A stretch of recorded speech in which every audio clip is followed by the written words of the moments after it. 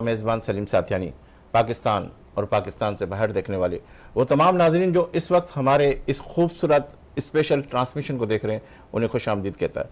और आज मेरे साथ को होस्ट हैं आयशा खान। अस्सलाम वालेकुम नाजरीन, उम्मीद है आप सब खैर खैरियत से होंगे। मैं हूँ आपकी होस्ट आयशा खान और हम आपके लिए लेकर आए खूबसूरत सी नशरियात वीनस टीवी पे, जिसका नाम है ईमान रमज़ान। तो जैसा कि आज पहला रोज़ा था और उम्मीद है कि अच्छा ही गुजरा होगा, मौसम काफ़ी बेहतर है। तो लेकिन मैं इसके साथ साथ रमज़ान की बरक़ात जो फ़ज़ाइल उसके बताए जाएंगे। मैं एक बात ज़रूर याद दिलाना चाहूँगी कि हम ना भूलें अपने फ़लस्तीनी बहन भाइयों को जो यकीनन इस वक्त बहुत परेशान है, और अल्लाह से दुआ इस महीने में ज़्यादा से ज़्यादा मांगी जाए कि उनके ऊपर अल्लाह पाक रहम फरमाएं और जल्द से जल्द उनको एक अच्छी वापस हालत में ला पाएँ। तो मेरा बस यही आपसे गुजारिश थी कि इस महीने में ज़्यादा इमदाद करें। आप उनके लिए जो NGOs काम कर रही हैं वहाँ पर जितना आप कर सकते हैं उसमें अपना हिस्सा डालें और दुआओं में बहुत ज़्यादा उनको याद रखें। इस वक्त उन्हें हमारी दुआओं की सबसे ज़्यादा ज़रूरत है। जी सलीम। जी बिल्कुल, ये इसमें कोई शक नहीं है कि जिस तरीके से आज पहला रमज़ान है और आप तो रमज़ान के हवाले से हमारे इस प्रोग्राम को देख रहे हैं, और जिस तरीके से मैं हमेशा रमज़ान के प्रोग्राम जिस तरह आगाज़ करता हूँ कि जिसके नाम लेते ही एक ऐसी मिठास, एक ऐसा प्यार, एक ऐसी अपनायत, एक ऐसा एहसास और ऐसा गुमान होता है कि कोई है जो हमें सुनने वाला है। उसी नाम से शुरू करता हूँ, अल्लाह के नाम के साथ शुरू करता हूँ, जो लबों की सदाहों के साथ साथ दिलों की समातें भी सुनता है, जिसने सूरज को तपिश और चांद को ठंडक बख्शी, जो आसमानों को बुलंदी और ज़मीन को सख्ती देता है, जो पहाड़ों को ऊंचाई और समंदरों को गहराई देता है, जो फूलों को महक और तारों को चमक अता करता है, जो मौसमों को बदलने वाला और तकदीरों को लिखने वाला है, जो रोहे ज़मीन पर बसने वाले हर जानदार से प्यार करने वाला है, वही रब्बुल जलाल है, खुदाए बेमिसाल है। और आज इस मौके पर इस खाकसार के लबों से ये तराना क्यों ना निकले कि अंधेरा चीर कर उसमें उजाला मेरे मौला तू ही तो करता है। और जहां में वक्त पैदाइश से लेकर आखिरी दम तक हर इंसान और हैवान को पाला तू ही तो करता है। और बसा औकात जब हम मायूस हो जाते हैं, ऐसे में हर मुश्किल को टाला तू ही तो करता है। और तू ही अव्वल, तू ही आखिर, तू ही बातिन, तू ही जाहिर, तू ही हाजिर, तू ही नाजिर। ना तू सोए ना तू ऊंगे, ना तू घबराए ना तू भूले, और जिसे चाहे तू दे दे और जिसे चाहे तू ना दे। तेरे देने के अंदाज निराले मौला, तू जो देता है तो होता नहीं चर्चा कोई, और चुन लिया है तेरे करम नहीं बशर को, वरना ऐसे जालिम को बनाता है कोई खलीफा। तेरी तारीफ कैसे ना करूं मैं बयां, अरे मेरी ताकत है क्या, मैं तो कुछ भी नहीं। अरे महर वो जर्रे में निस्बत तो होती है कुछ, और मुझको निस्बत है क्या, मैं तो कुछ भी नहीं। अरे मेरे वहम गुमा से बाहर है तू और मैं कतरा नहीं, समंदर है तू, तेरी रहमत ने ये रुतबा बख्शा मुझे, मेरी हिम्मत है क्या, मैं तो कुछ भी नहीं। अरे तेरा दर छोड़कर मैं कहां जाऊंगा, जो यहां खोऊंगा तो कहां पाऊंगा, तेरे होने से जीना है जीना मेरा, मेरी हिम्मत है क्या, मैं तो कुछ भी नहीं, मैं तो कुछ भी नहीं, मैं तो कुछ भी नहीं। नाज़रीन, आज के इस प्रोग्राम में जो मेरे मेहमान हैं, जो आज के इस प्रोग्राम की जीनत बने, और इससे पहले कि हम उन मेहमानों का तारुफ आपके सामने पेश करें, और जिस मौजू पर आज हम गुफ्तगू करेंगे वो है रोज़े की फजीलत के हवाले से और इस्तकबाल रमज़ान के हवाले से हम गुफ्तगू करेंगे। मेरे साथ तशरीफ़ फरमा है माशाअल्लाह पाकिस्तान और पाकिस्तान से बाहर अपने डिपार्टमेंटल स्टोर चला रहे हैं, मेमन बरादरी से ताल्लुक़ है, और बहुत ही अच्छे अंदाज के अंदर अवामी मसाइल के ऊपर, माशी मसाइल के ऊपर, सियासत के ऊपर बड़ा खूबसूरत अंदाज में तज़िया करते हैं। और जहाँ जहाँ ये अपने डिपार्टमेंटल स्टोर चला रहे वो सेविंग होम के हवाले से चला रहे। CEO है इकबाल एडवानी साहब, आज के इस प्रोग्राम में हम इन्हें दिल की गहराई से खुशामदीद कहते हैं। अस्सलाम वालेकुम। मेरे दूसरे मेहमान है अल्लामा मुफ्ती ख्वाजा आफ्ताब अहमद साहब, इन्हें भी आज के इस प्रोग्राम में खुश आमदीद कहते हैं, जो आज हमारे प्रोग्राम के अंदर मेहमान की हैसियत से शामिल है। और मेरे तीसरे मेहमान है मेरे बहुत ही अच्छे मोहसिनों में से, मेरे बहुत अच्छे, मेरे ख़ास तौर पे फेवरेट है, और जिस तरीके से वो एक खिलौना फाउंडेशन को चला रही, जिसके CEO है और एक्सपर्ट है योगी के हवाले से, और बहुत सारी जगहों पे जाकर बहुत खूबसूरत अंदाज के अंदर लोगों को मोटिवेट करते हैं और लोगों को इस तरीके से सिखाते हैं कि वाकई जब इनके शागिर्द इनके सामने आते तो लगता है कि कोई ऐसा बंदा है जो वाकई ही हमारे पाकिस्तान के लिए एक एजाज है। योगी वजाहत साहब, इन्हें भी आज के इस प्रोग्राम में खुश आमदीद कहते हैं। अस्सलाम वालेकुम। मेरे तीसरे मेहमान है मोहम्मद अरशद लोधी साहब, सनाखा है, बहुत प्यारा अंदाज है इनका, इन्हें भी आज के इस प्रोग्राम में खुश आमदीद कहते हैं। और शेफ़ के हवाले से मैं कहूँगा कि मेरी 2 शेफ़ है मेरे प्रोग्राम के अंदर, माशाल्लाह बहुत अच्छे तरीके से कुकिंग करती हैं, और आज हम इनसे भी पूछेंगे कि वो क्या बनाएंगे। रिमशा इब्तिसाम साहिबा जो मेरे साथ इस प्रोग्राम में शामिल है, इन्हें भी आज के इस प्रोग्राम में खुशामदीद कहते हैं। अस्सलाम वालेकुम। वालेकुम अस्सलाम। मेरी दूसरी शेफ़ है, माशाल्लाह बहुत अच्छा अंदाज है, बोहरी बरादरी से ताल्लुक़ रखती है, मरियम मोहसिन साहिबा, इन्हें भी आज के इस प्रोग्राम में खुशामदीद कहते हैं। अस्सलाम वालेकुम। वालेकुम अस्सलाम। और अपने इस प्रोग्राम का बाकायदा आगाज़ में अरशद लोधी साहब से कहूँगा कि हमद बारी ताला से इस प्रोग्राम का बाकायदा आगाज़ करें।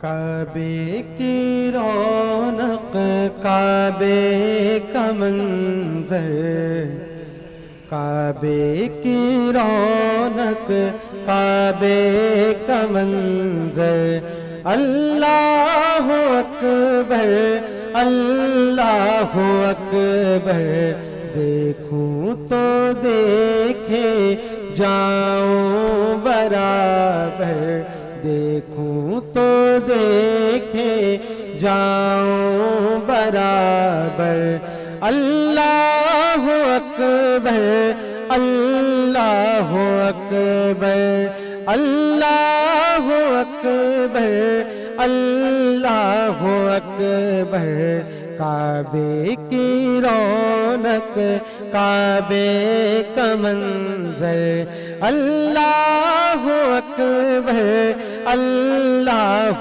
अकबर। हमदे खुदा से तर है ज़बाने, कानों में रस घोलती है अज़ाने, कानों में रस घोलती है अज़ाने, बस एक सदा आ रही है बराबर, अल्लाह अकबर, अल्लाह अकबर, अल्लाह अकबर, अल्लाह अकबर, काबे की रौनक, काबे का मंजर, अल्लाह अकबर, अल्लाह अकबर। देखा सफा मरवा भी देखा, देखा सफा मरवा भी देखा, रब के करम का जलवा भी देखा, रब के करम का जलवा भी देखा, देखा देखा रवाक सरों का समंदर, अल्लाह अकबर, अल्लाह अकबर, अल्लाह अकबर, अल्लाह अकबर। और काबे पर जब नजर पड़ी सलीम भाई तो क्या निकला ज़बान से? अल्लाह अकबर, अल्लाह अकबर।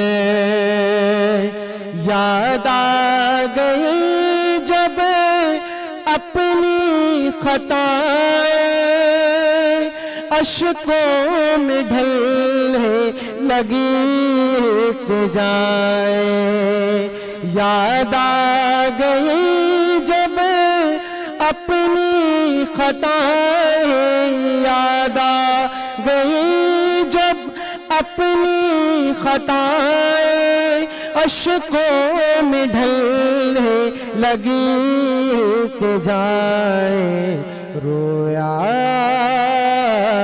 रोया गिलाफे काबा पकड़ कर, अल्लाह अकबर, अल्लाह अकबर, अल्लाह अकबर, अल्लाह अकबर। काबे की रौनक, काबे का मंजर, अल्लाह अकबर, अल्लाह अकबर। मौला सभी और क्या चाहता है, मौला सभी और क्या चाहता है, बख्श मग़फ़िरत की अता चाहता है, बस मग़फ़िरत की अता चाहता है, बख्शिश के तालिब पे अपना करम कर। अल्लाह अकबर, अल्लाह अकबर, अल्लाह अकबर, अल्लाह अकबर, अल्लाह अकबर, अल्लाह अकबर। सुभान अल्लाह, बहुत बहुत आयशा, इससे पहले कि मैं आपसे भी एक सवाल कर लूँ, आयशा, रिमशा और मरियम हमारे साथ हैं, तो रिमशा, मरियम आज क्या बना रहे हैं ताकि हमारे मेहमान भी जो यहाँ बैठे हैं वो अब जैसे ही सहरी का वक्त होने वाला होगा तो उससे पहले कुछ ना कुछ खाएंगे, तो क्या बना रहे हैं आज रिमशा? जी अस्सलाम वालेकुम जी। आज मैं बना रही हूँ मेमनी स्टाइल खट्टे आलू, जो 10 मिनट्स रेसिपी है और बहुत झटपट और बहुत चटपटी बनेगी। चलिए थोड़ी देर में आपसे इंग्रेडिएंट्स भी पूछेंगे। और आप बताइए मरियम, आप क्या बना जी, मैं बना रही हूँ अचारी चिकन और साथ में मैं बनाऊंगी उदयपुरी रोटी। ये खास यहाँ पे नहीं बनती, उदयपुरी स्टाइल की रोटी है जो मेरी सास बड़ी मशहूर है कि घर में बनाती हैं। अच्छा। तो वो मैं आज बना के आपको बताऊंगी। तो ये क्या बोरी बिरादरी के अंदर ज़्यादा? बोरी बिरादरी से ज्यादा ये उदयपुर स्टाइल की रोटियां हैं, तो यहाँ कम ही बनाई जाती हैं। पराठे वगैरह तो बनते हैं मगर इस तरह की रोटी नहीं बनाई जाती, तो वो मैं बताऊंगी आपको आज। अच्छा आयशा, आज का रोज़ा आपको कैसा गुजरा, किस तरीके से? क्योंकि बहुत अरसे के बाद जो है रमज़ान आता है और मोहब्बतों का, प्यार का, अपनायत का, एहसास का, एक दूसरे के दुख दर्द बांटने का पैगाम लेके आता, तो आज का रोज़ा आपको क्या फीलिंग थी? रोज़ा लग रहा था या बिल्कुल आराम से रोज़ा गुजर गया? आज का रोज़ा तो खैर अल्हम्दुलिल्लाह बहुत ही आराम, मौसम भी बहुत अच्छा है और इस किस्म के कोई मेरे बाहर आने जाने की इतनी एक्टिविटीज़ भी नहीं होती, तो अल्हम्दुलिल्लाह बहुत अच्छे तरीके से गुजरा और दिल में बहुत खुशियाँ, एक बहुत अच्छा ही फेस्टिवल कह लें आम, मजहबी त्यौहार। मुसलमानों को इतने कोई त्यौहार अल्लाह पाक ने अता नहीं किए, तो जो दो मुख्तसर 2-3 हैं, और रमज़ान की तो क्या बात है कि नूर उतरता है आसमान से और रहमतें रहमतें होती हैं, हर घर में दस्तरखान सजता है। तो अल्लाह का शुक्र है कि आज का रोज़े की इफ्तिताह तो अच्छी हुई। यार आप बताएं सलीम, इंशाल्लाह माशाल्लाह। जिस तरीके से आपने कहा कि वाकई हम तो खैर अपनी एक्टिविटीज़ के हवाले से, अपने सारे काम के हवाले से वहाँ से पहुँचे। अब आवाज़ भी आप देख रहे हैं कि कुछ ज़्यादा शरबत वगैरह पी लिया है, तो इस वजह से।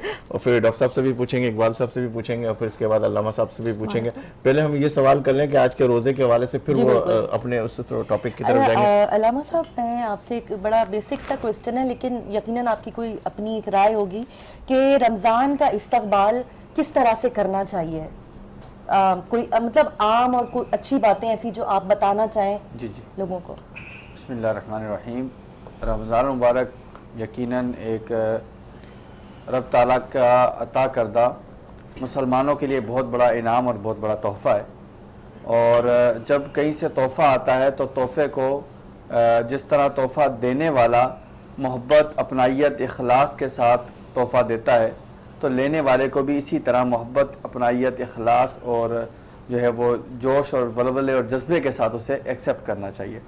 रब ताला ने कुरान मजीद फुरकान हमीद में इरशाद फरमाया, शहरु रमज़ान अल्लज़ी उन्ज़िला फ़ीहिल क़ुरआन हुदल लिन्नास व बय्यिनातिम मिनल हुदा वल फ़ुरक़ान।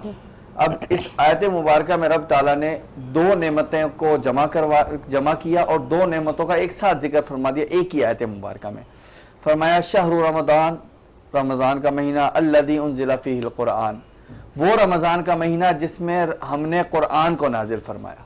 अब एक स्पेशलिटी बयान की कुरान मजीद ने रमज़ान के महीने की, कि रमज़ान का महीना सिर्फ इसलिए ख़ास नहीं है कि उसमें रहमतें बरकतें हैं, बल्कि वो इसीलिए भी बहुत ज़्यादा ख़ास है कि इसी महीने में रब ताला ने अपने पाक कलाम कुरान मजीद फुरकान हमीद को नाजिल फरमाया था।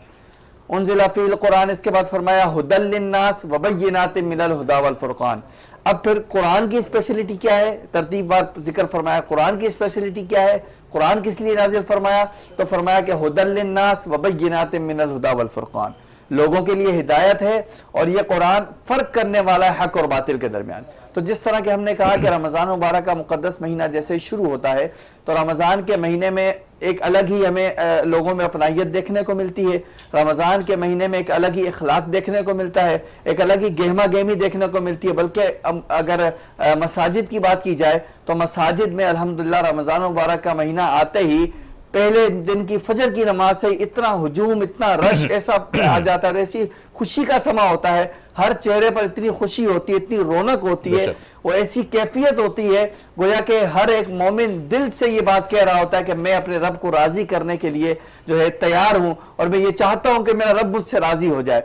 और जब रब हमसे राजी हो जाता है तो फिर मकाम ये होता है कि जब रब ताला बंदे से राजी हो जाता, जब बंदा रब को राजी करने की कोशिश करता है और रब ताला बंदे से राजी हो जाता है तो फिर हदीस कुदसी है, फरमाया कि जब रब ताला को तुम राजी कर लेते हो, रब ताला तुमसे मोहब्बत करने लगता है तो फिर मकाम ये आता है कि फिर जो है रब ताला तुम्हारे हाथ बन जाता है जिससे तुम जो है पकड़ते हो, रब ताला तुम्हारे कदम बन जाता है जिससे तुम चलते हो, रब ताला तुम्हारी जबान बन जाता है जिससे तुम बोलते हो और रब ताला तुम्हारी आंखें बन जाता है जिससे तुम देखते क्या हो। बात, सुभान अल्लाह। अच्छा इकबाल साहब, रमज़ान आते ही हमारे यहाँ पे अमूमन ऐसा होता है, पाकिस्तान के हवाले से मैं गुफ्तगू करूँ कि जो प्राइस होते हैं, जैसे केला अगर 150 रुपये है तो वो रमज़ान में 250 रुपये के करीब आ जाता है, और इसी तरह हर चीज़ महंगाई के हवाले से ऊपर हो जाती है। जबकि दुनिया के अंदर जब भी किसी का कोई इवेंट आता है, कोई भी ऐसा दिन आता है तो उसमें कीमतें कम हो जाती है। तो हमारे ये पाकिस्तान में क्या है? और फिर इसके बाद एक ये सवाल भी आपके साथ जोड़ता हुआ चलूँ कि आप जो सेविंग होम चला रहे हैं, नैरोबी के अंदर भी चला रहे, दुबई में भी चला रहे, जद्दा में भी चला रहे,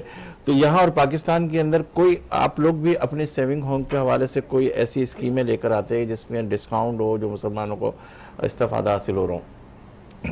करो। मैं तो अपने हिसाब से दुनिया में जहाँ भी मेरे शोरूम है, खासकर पाकिस्तान और पाकिस्तान से बाहर, हम लोग तो रमज़ान के 1 महीने पहले से मैं तो डिस्काउंट चलाना, हम लोग डिस्काउंट पे देना शुरू कर देंगे। लेकिन बदकिस्मती से मैंने जो पाकिस्तान में देखा है, पाकिस्तान में रमज़ान के महीने में प्राइसें बढ़ जाती हैं, लेकिन दुनिया में कहीं भी नहीं होता ऐसा। तो हमारे मुल्क का तो ये प्रॉब्लम है कि बातें आप किसी से भी कर लें, कहीं भी जाएं, वो इस्लाम की बातें बढ़ चढ़ के करेंगे, कुरान की आयतें सुनाएंगे, हर चीज़ करते हैं। लेकिन प्रैक्टिकली पाकिस्तान में तो मैंने ये चीज़ देखी नहीं है, क्योंकि अगर आप कम नहीं कर सकते किसी रीज़न के तहत, लेकिन कीमतें बढ़ाना तो छोड़ दें। अब ये तो रमज़ान को इस तरह यहाँ पर इस्तेमाल की, रमज़ान से इस तरह फ़ायदा उठाया जा रहा है कि यानी पूरे साल में इसी महीने में हमको कमाना है। बल्कि लोगों की सोच, एक मुसलमान की सोच ये होनी चाहिए कि मुझे इस महीने में कुछ नहीं कमाना, इस सोच के साथ चलना चाहिए।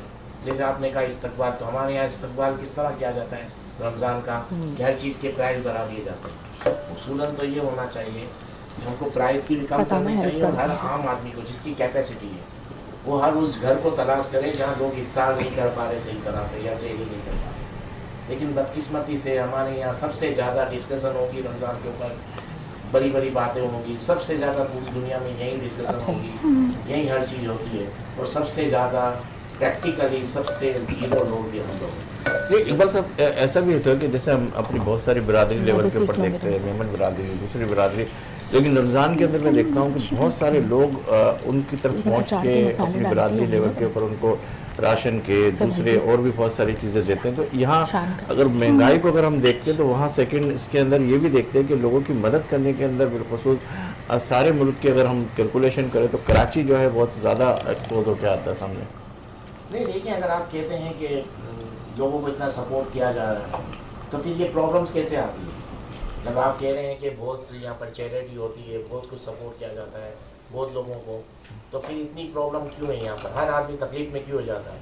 जो मिडिल क्लास लोग हैं वो क्यों तकलीफ़ में आते हैं? उनके पास नहीं होता खाने के लिए इतना कुछ, सहरी के लिए भी नहीं होता। तो फिर ये जो सपोर्ट किया जाता है, जो आप कह रहे हैं इतनी चैरिटी की जाती है, तो फिर वो जाती कहाँ है?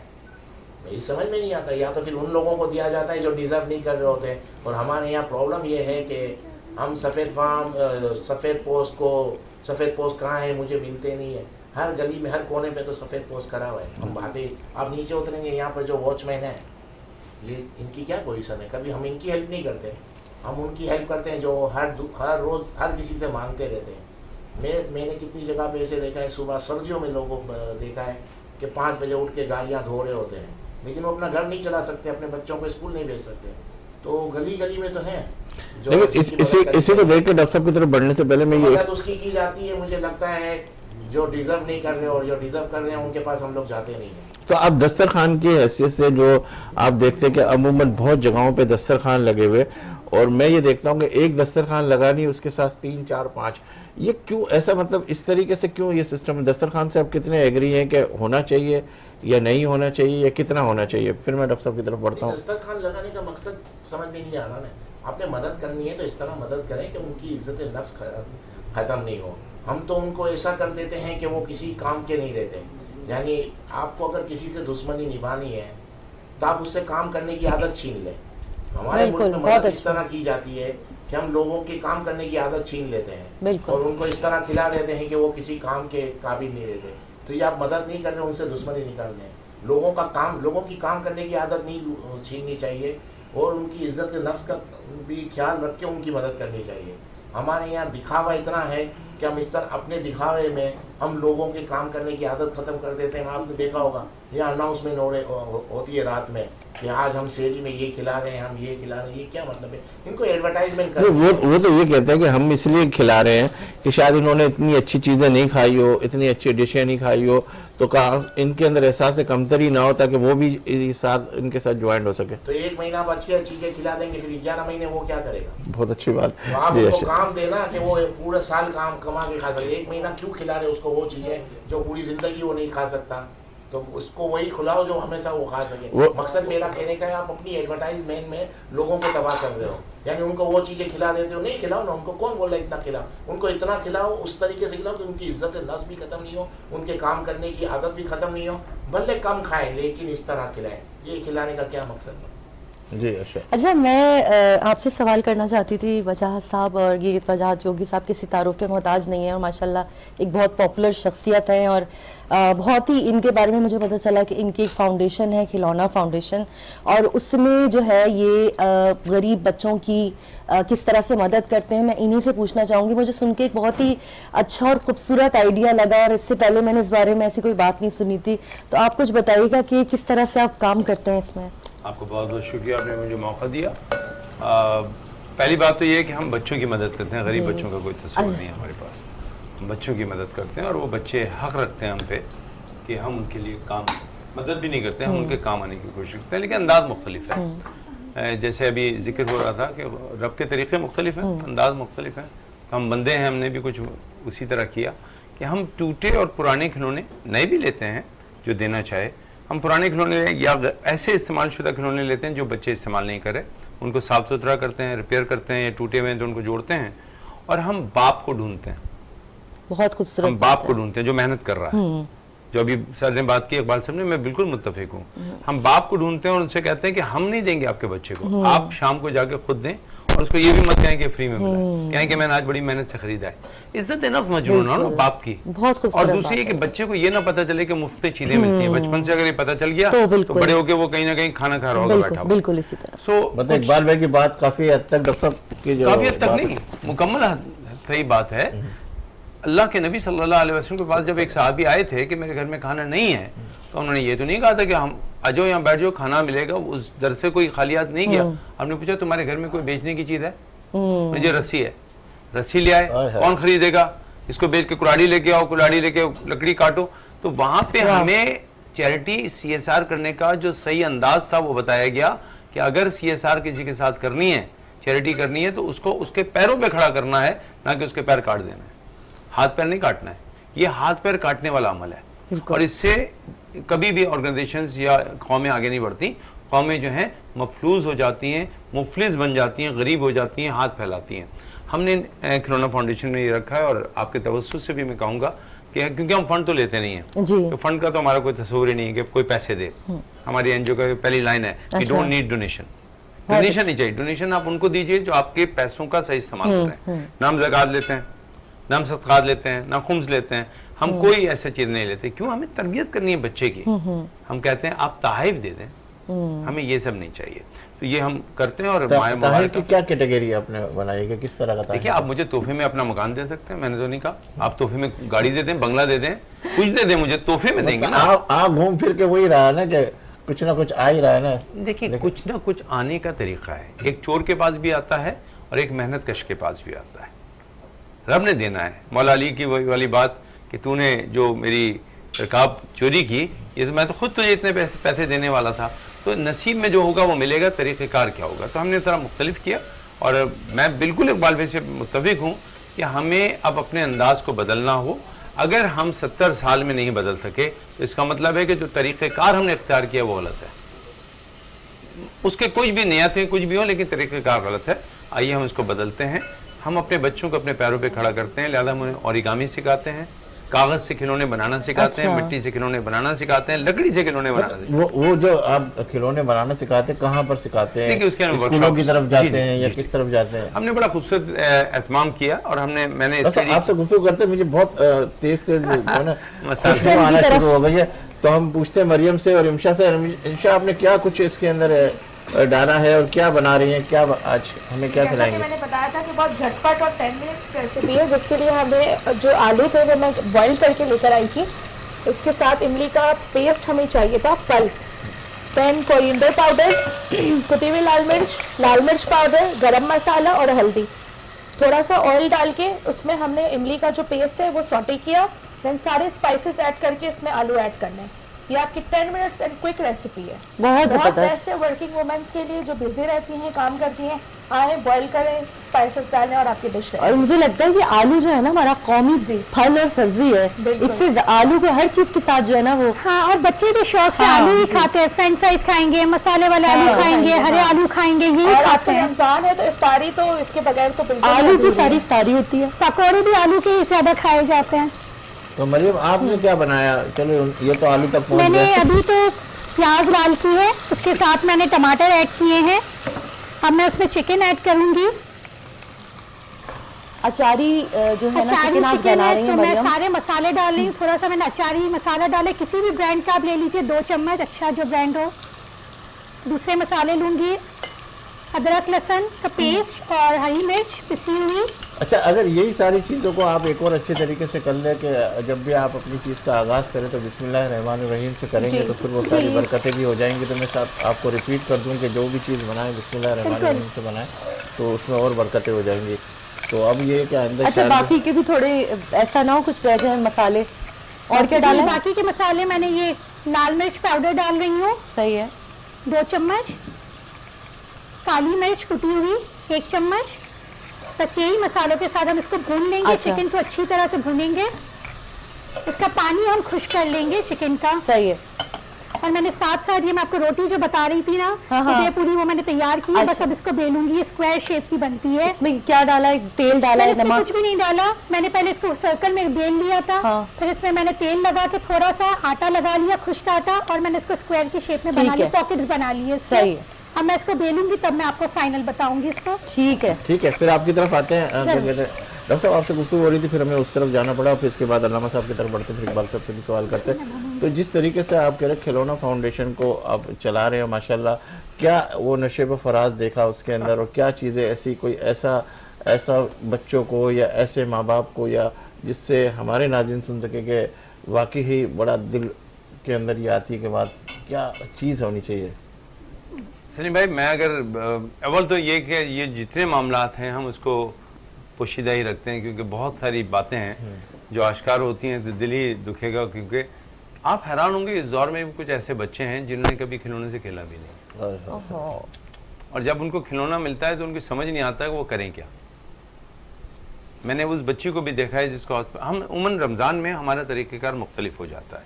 पहले हम स्कूलों में जाते हैं और हम ये करते हैं कि हम स्कूलों का एम्बेसी डिक्लेयर करते हैं। अच्छा। और हम कुछ उनके साथ नहीं करते हैं, वहाँ पे एक एम्बेसडर बना लेते हैं एक बच्चे को, और तमाम जो स्कूल के क्लास के बच्चे होते हैं उनको हम कौंसल जनरल बनाते हैं। हम कहते हैं जब आपकी सालगिरह हो, एक साल में एक मरतबा, तो जितने का केक खरीदा है उतने का एक खिलौना खरीद के, कुछ खिलौने खरीद के हमको दे दें, वो हम बांटेंगे आपकी तरफ से। अब ये बेशुमार बच्चे हैं जो पढ़ रहे होते हैं, तो इस मामला चलता रहता है। और उनसे उनकी तरबियत होती है, उनके अंदर वो जो एक हिम्मत है वो आती है कि अच्छा ये एम्बेसडर क्या होता है, कौंसल जनरल क्या होता है, वो बच्चों का जहन उस तरफ आता है ताकि वो ब्यूरोक्रेसी की तरफ आएँ, और उस वक्त से हम उनको डिज़ाइन करते हैं। आपको दिलचस्प बात ये बताता हूँ, और ये बात हमारे नाज़रीन के लिए भी अच्छी होगी, कि जब भी हम प्रोग्राम करते हैं तो हमारे जो चीफ गेस्ट होते हैं वो पॉलिटिशियन नहीं होते, उसमें कोई हम सब देख रहे हैं, नहीं नहीं नहीं, मैं उसको पूरा कह दूं कि अगर ये क्लिप आधा चला गया तो मेरे लिए मुसीबत होगी, मेरी बात मुकम्मल होने दीजिए, वरना मुझे भी डर लगता है, मैं भी कराची में। क्या आप सब के साथ बैठते उठते भी? नहीं, बड़ी सिंपल सी बात है, वो आने जाने वाले लोग हैं, वो तो किराएदार हैं, मालिक मकान थोड़ी हैं, तो किराएदार हैं, आते हैं चले जाते हैं। तो जो मुस्तकिल हैं उनके लिए हम वाइस चांसलर को बुलाते हैं। हमारा जो भी इवेंट होता है उसका जो सरबराह होता है, मेहमान खुसूसी होता है, वो उस्ताद होता है। बच्चों को उस्तादों से मिलाना है, बच्चों को उनसे नहीं मिलाना है जो आज आए फिर कल चले गए, बच्चों की तरबियत के लिए ज़रूरी है। तो बहरहाल ये हमारा नुक्ता नज़र होता है, और हमने ये भी किया है कि हम बच्चों को, अब जैसे आजकल के रमज़ान में कुछ चीज़ें चेंज हो गई, तो रमज़ान में हम जनरल खिलौने नहीं बांटते, हम यतीम खानों में यतीमों को, या फिर जो हॉस्पिटल में बच्चे एडमिट हैं, खासतौर से ईद वाले दिन, तीनों दिन, वो जो बच्चा ईद वाले दिन उसकी तकलीफ का आप अंदाजा नहीं कर सकते, उसको वो झूले याद आते हैं, उसको वो ऊँट याद आता है, और वो वहाँ पड़ा है अपने या तो खून की ट्रांसफॉर्मेशन करा है थैलेसीमिया में, या दिल के मरीज में, तो हम हॉस्पिटल जाते हैं और हम उनको देते हैं, क्योंकि उस वक्त उनके वालिदैन शायद उनके लिए खिलौना भी अफोर्ड नहीं कर सकते, हॉस्पिटल में सब कुछ ख़त्म हो चुका होता है। तो हम चाहते हैं कि उस वक्त लोग हमारा साथ दें, हमें पुराने खिलौने दें, हमें नए खिलौने नहीं चाहिए, पुराने खिलौने दीजिए। आपसे अगर कोई अपने स्कूल के अंदर कोई प्रोग्राम कराना चाहता है, ये करना चाहता है, तो वो किस तरीके से कांटेक्ट? सर, वो मैं जितने प्रोग्राम करता हूँ, अगर वो कमर्शियल हो तो उनकी आमदनी जो है 80% मैं अपनी चैरिटी में दे देता हूँ ऑर्गेनाइजेशन को, उसी से वो चलती है। ये तो अच्छी बात है। लेकिन अगर आपके तवज्जुह से कोई मेरा नंबर ले सकता है और मेरी ऑर्गेनाइजेशन का ले सकता है, नेट पे जाके खिलौना फाउंडेशन लिखिए, आपको वहाँ पे हमारी वेबसाइट मिल जाएगी। जनरली मेरे नंबर पे लोग जानते ही हैं मुझे, आप लोग कांटेक्ट कर सकते हैं। लेकिन मकसद एक ऐसी एनजीओ और नहीं बना देनी जो कुछ लोगों को बनाने से रोक दे। ध्यान में रखिएगा, हम बनाने की कोशिश करें, बनाने से रोक नहीं रहे। तो कोशिश करेंगे कि आपके साथ भी हम काम करें, लेकिन मेरी दरख्वास्त ये है कि जब भी कोई और एनजीओ की बात करते हैं तो लोग चंदे की बात करते हैं। बिल्कुल बिल्कुल। सिर्फ एक दरख्वास्त है, उसमें इकबाल भाई की जो बात है वो भी इंडोर्स हो जाएगी। आप जिस भी एनजीओ को चंदा दे रहे हैं उससे एक सवाल करें, ये किसकी है? बिल्कुल। वो कहेगा जी वजाहत साहब की है। फिर आप पूछें कि वजाहत साहब अपने अकाउंट पर हमें बताइए कि आपने इसमें कितना चंदा दिया है। तो मैं कहूँगा जी मैंने बनाई है, चंदे का काम तो आप लोगों का है ना, मैं तो आपसे चंदा मांग रहा हूँ, एनजीओ मेरी है लेकिन मेरा बेटा इसमें काम करता है, चंदा आपने देना है, मेरी बहू काम करती है, चंदा आपने देना है। फिर वो एनजीओ नहीं है, वो उस आदमी ने अपने जरिए माश के लिए कोई इदारा बनाया। तो जरिए माश के इदारों में और एनजीओज में फ़र्क डालिए। हम यहाँ काम कर रहे हैं, मैं सीपी चाइल्ड पे काम करता हूँ, सेरेब्रल पाल्सी के बच्चों पे फ्री ऑफ चार्ज करते हैं। हम उनसे ज़्यादा तो उनकी फैमिली को देख रहे होते हैं। और इसमें हाजी अब्दुल रज़ाक परदेसी साहब एक वेल नोन शख्सियत, तो HIR के तहत हम काम करते हैं। हमने वो काम करने हैं जो काम करने थे, वो काम नहीं करते जो सब कर रहे हैं। ठीक है, एक बार साहब आपकी तरफ आता हूँ, इसके बाद अल्लामा साहब की तरफ बढ़ता हूँ।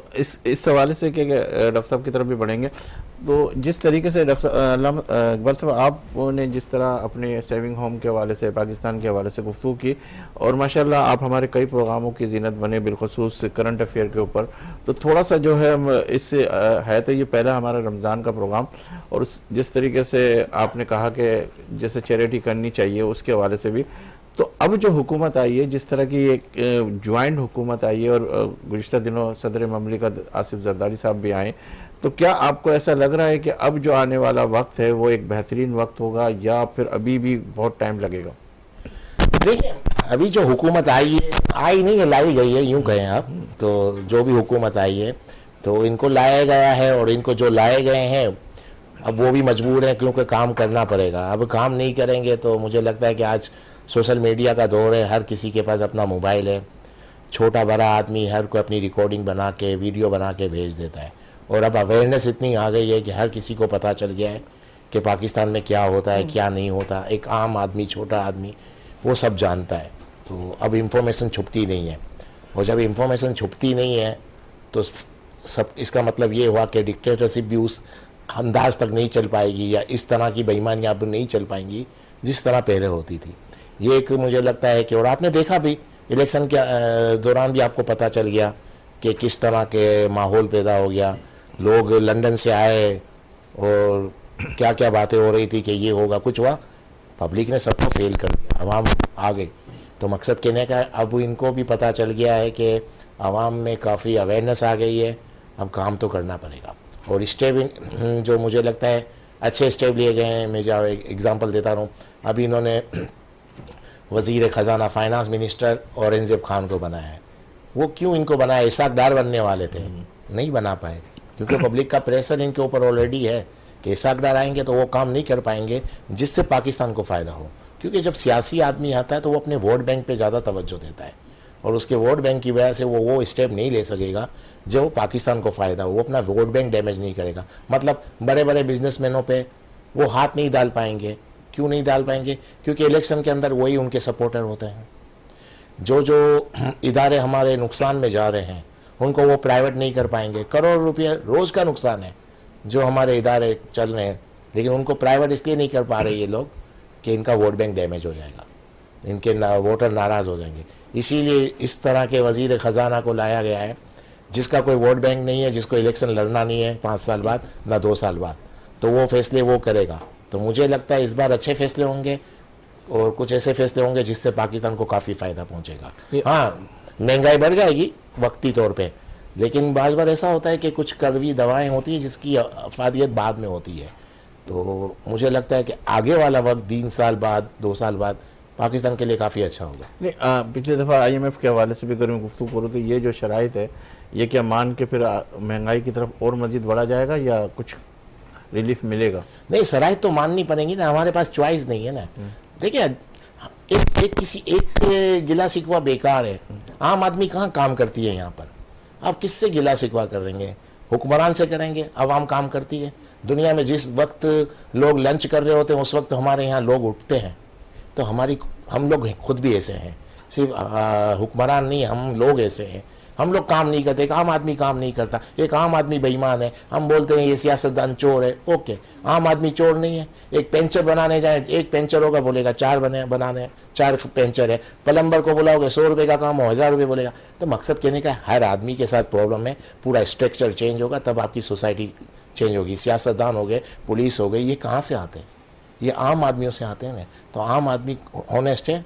कौन ऑनेस्ट है? तो ऑनेस्टी नीचे से आएगी तब चेंजिंग आएगी। और मुझे लगता है कि जैसे जैसे मीडिया का दौर आ गया, जैसे जैसे सोशल मीडिया इतना आज़ाद है, तो चेंजिंग तो सब में आनी पड़ेगी। एक आम आदमी भी चेंज होगा, क्योंकि हम भी कोई गलती कर रहे हैं तो वो भी सामने आ जाती है। तो मतलब आप ये देख रहे हैं कि ये चेंजिंग जो है 1 आध साल के अंदर बहुत कुछ नज़र आएगा कि कुछ ऐसा नज़र आ रहा होगा? हाँ, मुझे लगता है कि आएगा और नज़र भी आना आएगा, क्योंकि अभी हम पाकिस्तान के पास चॉइस नहीं है।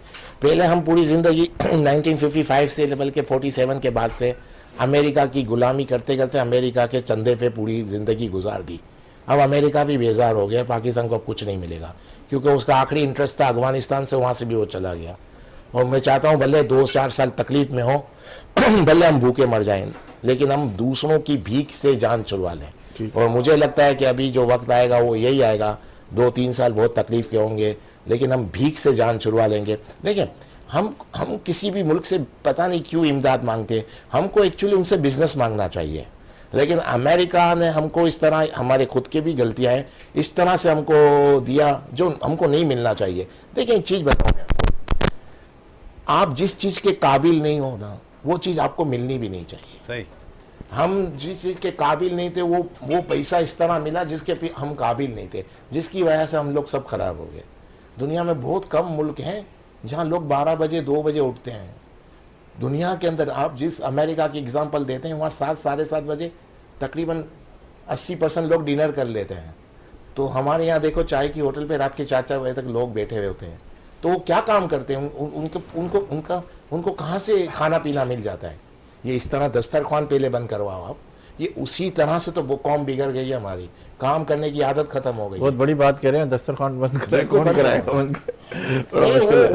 वो एक तरह से, मतलब कहने का मेरा मकसद है दस्तरखान करवाने से। देखिए, मैं आपको बताऊं, दस्तरखान जो लगते हैं, जो खाने लगते हैं, उसमें खर्चा होता है कि नहीं, करोड़ों 2 करोड़ 500 करोड़ बिल्कुल, खर्च करते ये तो हैं। है। सही, ये इस तरह की बजाय इस तरह क्यों नहीं किया जाता कि जितनी % महंगाई बढ़ रही है उस महंगाई के हिसाब से वो डिस्काउंट क्यों नहीं दे देते, बिल्कुल यूटिलिटी स्टोर क्यों नहीं लगाते। अभी समझे कि आपने जैसे कहा स्टार्ट में कि केला 200 रुपये था, अब 300 हो गया, ऐसा कुछ कहा ना आपने।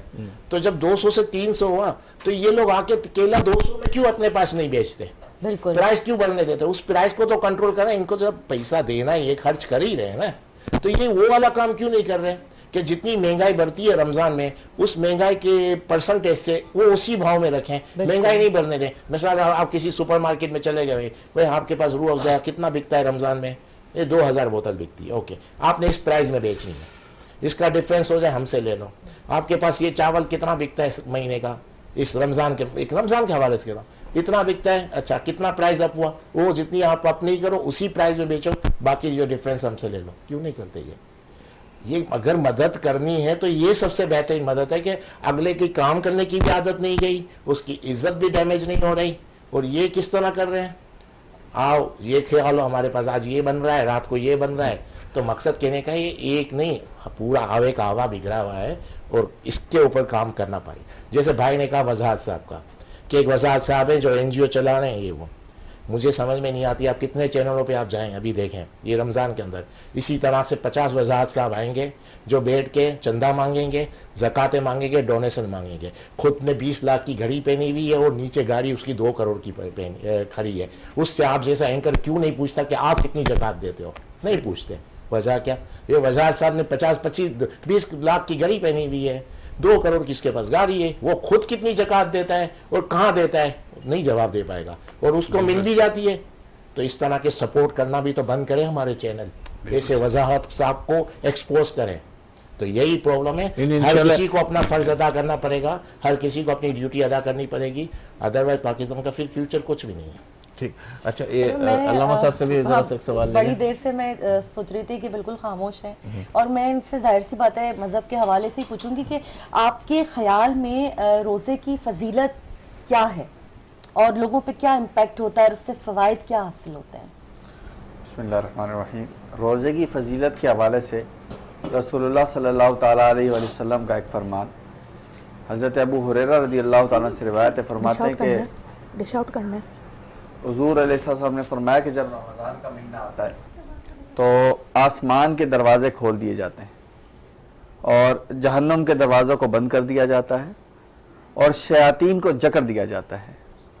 एक और रिवायत में आया कि जब रमज़ान का महीना तशरीफ़ लाता है तो रब ताला की रहमत जोश में आती है और रब ताला अपने बंदों को ये इनाम अता फरमाता है कि उनके लिए नेकियों का सवाब बढ़ा दिया जाता है। कितना बढ़ा दिया जाता है, फरमाया कि उनके लिए नेकियों का सवाब इतना बढ़ा दिया जाता है कि अगर वो नफिल अदा करें, नफिल काम का सवाब उन्हें फ़र्ज़ के बराबर, और अगर वो फ़र्ज़ काम करेंगे तो उसका सवाब 70 गुना तक, बल्कि कई बार इससे भी ज़्यादा बढ़ा कर दिया जाता है। तो ये रमज़ान मुबारक की फजीलत है और इसकी अहमियत है कि रब ताला इस महीने में अपने बंदों पर ख़ास फजल फरमाता है, और उसका फजल यही है कि वो जन्नत के रास्ते को आसान कर देता है। वैसे ही आसान है जन्नत का रास्ता, तो वैसे ही मोमिन के लिए आसान है। फरमाया कि जो दुनिया जो है मोमिन के लिए कैद खाना है और आखिरत उसके लिए जो है आज़ादी है।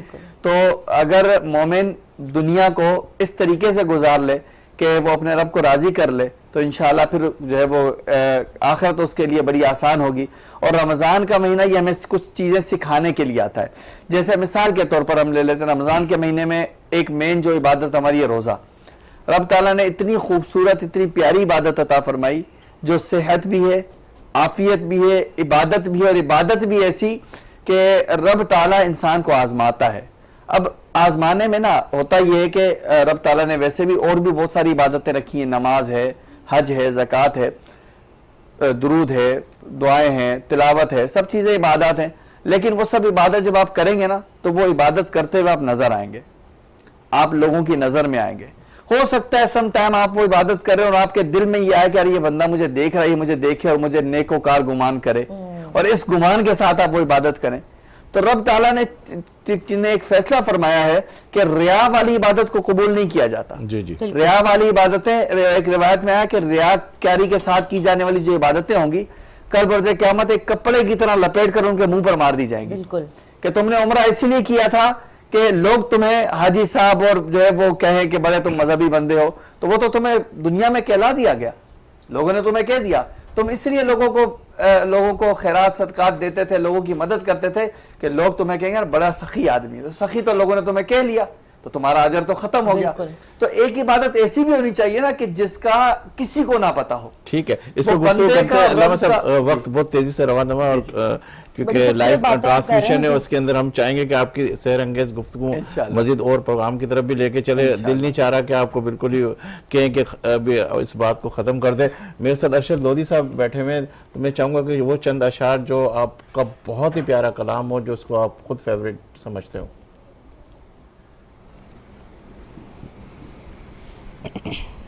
चमक तुझसे पाते हैं सब पाने वाले, चमक तुझसे पाते हैं सब पाने वाले, चमक तुझसे पाते हैं सब पाने वाले, चमक तुझसे पाते हैं सब पाने वाले, मेरा दिल भी चमका दे चमकाने वाले, मेरा दिल भी चमका दे चमकाने वाले, चमक तुझसे पाते हैं सब पाने वाले, तू जिंदा है वल्ला, तू जिंदा है वल्ला, तू जिंदा है वल्ला, तू जिंदा है वल्ला, मेरे चश्मे आलम से छुप जाने वाले, मेरे चश्मे आलम से छुप जाने वाले, बरसता नहीं देख कर अब्रे रहमत, बरसता नहीं देख कर अब्रे रहमत, बदों पर भी बरसा दे बरसाने वाले। अच्छा, रिमशा और मरियम मेरे साथ है, शेफ़, और माशाल्लाह जिस तरीके से इब्तिदा में इन्होंने बताया कि हम ये चीज़ें तैयार करें, तो आपकी अगर चीज़ें तैयार हो गई है तो हम चाहेंगे कि यहाँ अगर आ जाए तो हम उसको दिखा भी सकें, और उसके बाद हम एक और सेगमेंट की तरफ बढ़ेंगे जो हमारा कवाली का सेगमेंट है, गुलदस्ता है कवाली। इससे पहले कि मैं उस सेगमेंट की तरफ बढ़ूँ, मैं ये चाहूँगा कि आयशा आप कोई बात कह दें, फिर उसके बाद मैं आखिरी उसलमात की तरफ चलूँ, और मरियम और रिमशा से मैं कहूँगा कि वो फ़ौरन वो अपनी डिश आउट करें और ले आएँ। वैसे भी खुशबू से अब ज़रा भूख निखरती जा रही है। और प्रोग्राम वाइंड अप करने से पहले आज पहला रोज़ा था, उसके हवाले से मैं कहना चाहूँगी कि शुरू से अपनी नीयतें अच्छी रखें और अच्छे नेक काम करने की आज से अहद करें। इस पूरे महीने में कोशिश करें कि आम जिंदगी के जो साल के 11 महीने हैं उसमें से एक महीना निकाल के अपनी पूरी जो है कोशिश करें कि किस तरह से लोगों के काम आ सकें, किस तरह अल्लाह की खुशनुदी हासिल कर सकें। यही मेरा एक गुजारिश है आप लोगों से और आज के मेहमानों से। बड़ी खूबसूरत गुफ्तगू रही और टाइम किस तरह गुजर गया पता ही नहीं चला। और जल्दी जल्दी रमशा जो हैं वो लेकर आ रही हैं अपने आलू, और मरियम ला रही हैं जनाब अपनी ज़बरदस्त सी अचारी मुर्गी, और साथ में जो है बड़े प्यारे और छोटे छोटे इन्होंने नान बनाए। और ये बता दें पराठे अब हम किस तरह से बांट के खाएं। माशाल्लाह वो ये डिशें भी तैयार हो चुकी है और हमारा प्रोग्राम बिल्कुल आखिरी मराइल की तरफ है। और मैं डॉक्टर साहब का बहुत शुक्रिया अदा करता हूँ, अरशद वदी साहब का, इकबाल अडवाणी साहब का, अल्लामा साहब का और आयशा आपका भी बहुत शुक्रिया। और मैं ये कहूँगा कि हम गुलदस्ता कवाली के सेगमेंट की तरफ बढ़े इससे पहले मैं ये कहूँगा कि मेरे जितने भी इस चैनल के जितने भी चाहे इसके मालकान हो, चाहे CEO हो, चाहे कैमरामैन हो, चाहे जो सेटेलाइट के ऊपर बैठे हुए हैं, जितने भी मेरे इस चैनल के प्लेटफॉर्म से जो अपने अपने काम कर रहे हैं, चाहे वो झाड़ू दे के इसको काम कर रहे हैं, मेरी दुआ है जितने मेहमान हमारे साथ इस सेगमेंट के अंदर इस पूरे रमज़ान के अंदर आएंगे, अल्लाह ताला से दुआ है कि अल्लाह ताला उनके तमाम मसाइल को, तमाम परेशानी को, तमाम चीज़ों को हल कर दे। और बिलखुसूस पाकिस्तान के हवाले से मैं कहूँगा कि जो हालात है पाकिस्तान के वो बड़े गमगीर है और हमें उम्मीद है जिस तरह इकबाल भाई ने कहा और सब आने वाले लोग जो है इस रमज़ान में मेरी आपसे खसूसी दरख्वास्त है कि आप जब भी अपना हाथ अपनी दुआ के लिए उठे तो इस खास तौर पे पाकिस्तान के लिए ज़रूर दुआ करें कि इस वक्त अगर पाकिस्तान होगा तो हमारा नाम होगा, हमारी अहमियत होगी, हमारी पहचान होगी। और यही मुल्क ने हमें सब कुछ दिया है और इसी मुल्क की कदर उस वक्त करनी चाहिए कि जब आप अपनी दुआ के लिए हाथ उठाए तो अपने पाकिस्तान को ना भूलिएगा। मुझे दीजिए इजाज़त, इंशाल्लाह ज़िंदगी रही और अल्लाह तो फिर आपसे मुलाकात का शर्फ हासिल करेंगे। और जब भी आपका हाथ दुआ के लिए उठे तो इस खास खार को और वतन अजीज़ को अपनी दुआ में ज़रूर शामिल कीजिएगा। अल्लाह हाफिज़।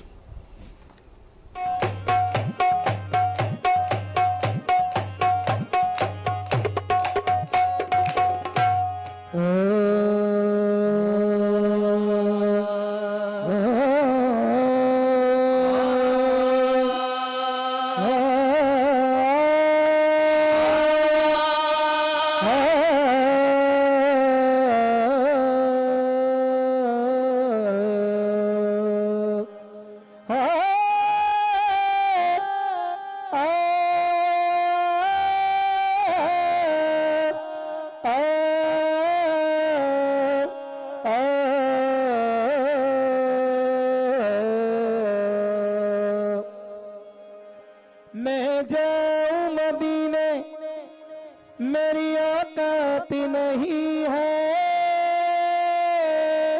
मैं जाऊं मदीने मेरी औकात नहीं है, सरकार बुला ले तो बड़ी बात नहीं है,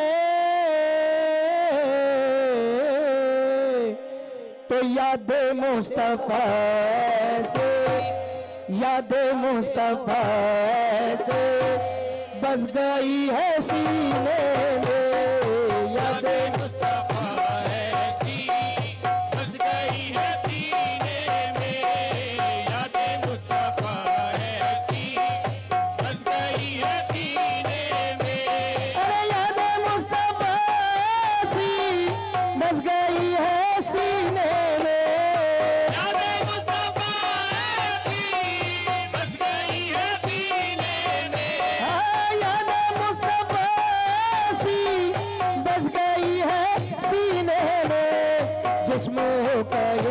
अपना होगा ये अपना, ये दिल तो है मदीने के, जिसमें होगा ये अपना, दिल तो है मदीने में, जिसमें होगा ये अपना, दिल तो है मदीने में, और मेरे कमली वाले का घर तो है मदीने में,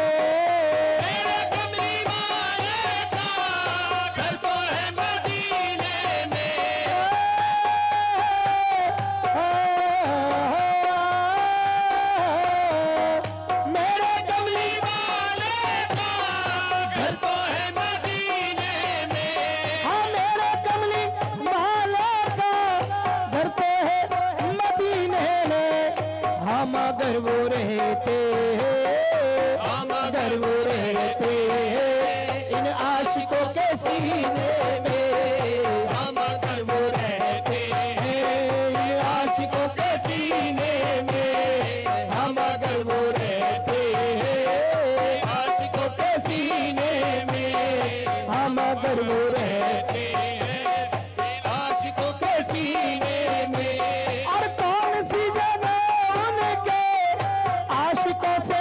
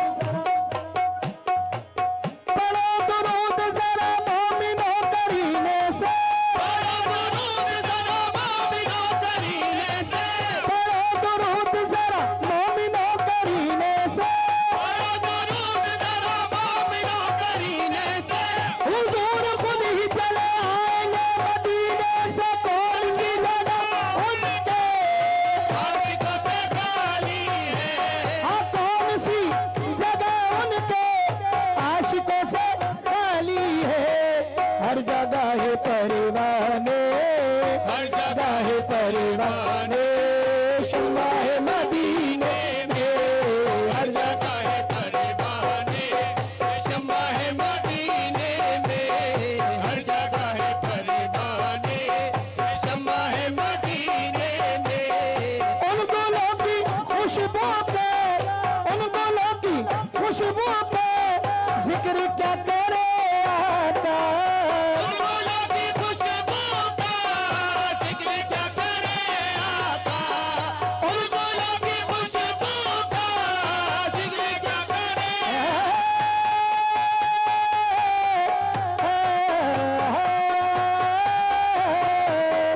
उन गुलों की खुशबू का जिक्र क्या करे आता। खुल्द बिना आती है, खुल्द बिना आती है आपके पसीने में, खुल्द बिना आती है आपके पसीने में, खुल्द बिना आती है आपके पसीने में। ओ तूने भी किताबों से, मैंने भी निगाहों से, तूने भी किताबों से, मैंने भी निगाहों से, तूने भी किताबों से, मैंने भी निगाहों से। फर्क इतना है वाइज़, फर्क इतना है वाइज़ तेरे मेरे पीने में, फर्क इतना है वाइज़। याद मुस्तफा यूसुफ है, याद मुस्तफा यूसुफ है, याद मुस्तफा